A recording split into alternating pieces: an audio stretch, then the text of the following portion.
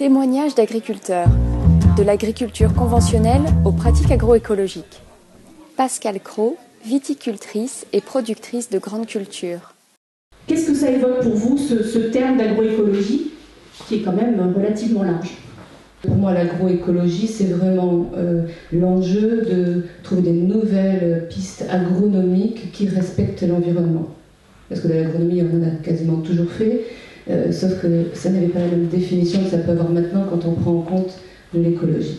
Donc l'écologie, c'est pas simplement l'environnement naturel, mais c'est aussi de prendre soin de sa maison au sens large, au sens étymologique, et donc de tous les gens qui y travaillent.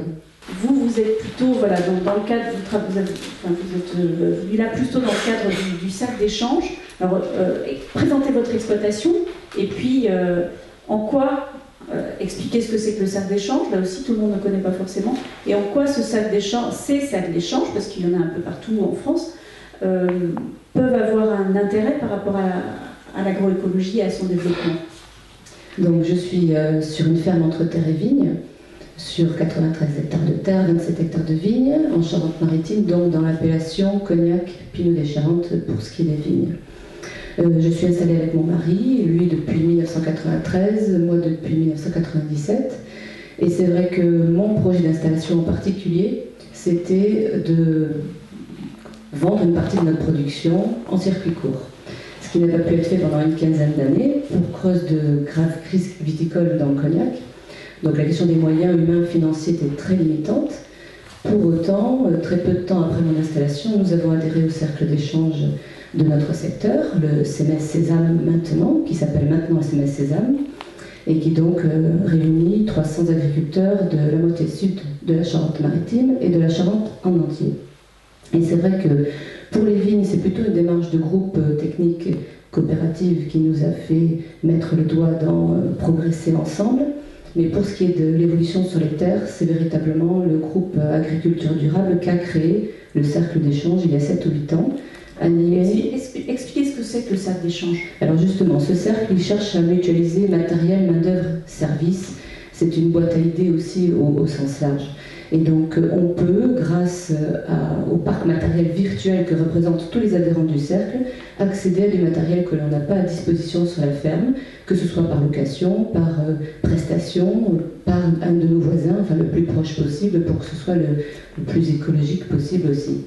Donc ça c'est la partie matérielle, c'est ce qui permet d'un point de vue de l'agroécologie de découvrir des nouveaux systèmes de techniques et de travail avec des nouveaux outils et sans avoir à investir tout d'abord.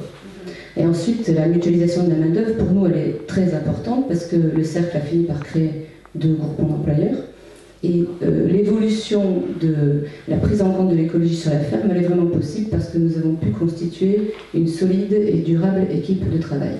Parce que sans la collaboration, nous sommes 6 en tout sur la ferme, sans la collaboration de tous, nous n'aurions pas, nous, le temps et l'esprit libéré parce qu'en confiance pour pouvoir nous concentrer sur les nouvelles techniques et les leviers qu'ont pu décrire mes collègues précédemment. Pour la petite histoire, nous sommes passés, nous, en 15 ans, de 2 cultures en rotation tous les 2 ans à 11 cultures en rotation tous les 7 ans. Et c'est vraiment les démarches de groupe et le fait que aussi on puisse à Tram, j'ai la chance d'être administratrice du réseau Ensema à Tram, avec tous les agriculteurs de France, repérer un petit peu les leviers qui ont pu être découverts dans d'autres régions et que même si tout n'est pas transposable parce que les climats et les sols ne sont pas les mêmes, on peut imaginer ou du moins essayer d'utiliser chez nous. Donc cette dynamique de groupe est époustouflante. Elle est d'une richesse au quotidien assez extraordinaire et c'est ce qui, à mon avis, fait que sur les fermes, les possibles sont accessibles. Parce qu'il y a les possibles chez les autres et on se dit « Oh mais chez moi, ce n'est pas pareil, je ne pourrais pas faire la même chose ». Eh bien, on peut peut-être ne pas faire la même chose, mais on peut quand même progresser et trouver d'autres voies et petit à petit, on se retrouve dans le rôle, moi, après presque 20 ans de carrière, de plus jeunes qui viennent me dire comment on fait comment vous avez pu en arriver là. Donc, c'est satisfaisant. Oui, c'est une source de grand épanouissement. Alors pour nous actuellement c'est très satisfaisant parce qu'il y a un équilibre qui est en train de se trouver et que le projet de circuit court il est maintenant véritablement entamé parce que nous avons fait le choix il y a de nombreuses années, mais de façon très progressive. Nous, c'est un parcours beaucoup plus lent que mon collègue. Et petit à petit, nous avons introduit des nouvelles cultures. Petit à petit, nous avons, nous avons demandé à notre vignoble d'être un petit peu moins,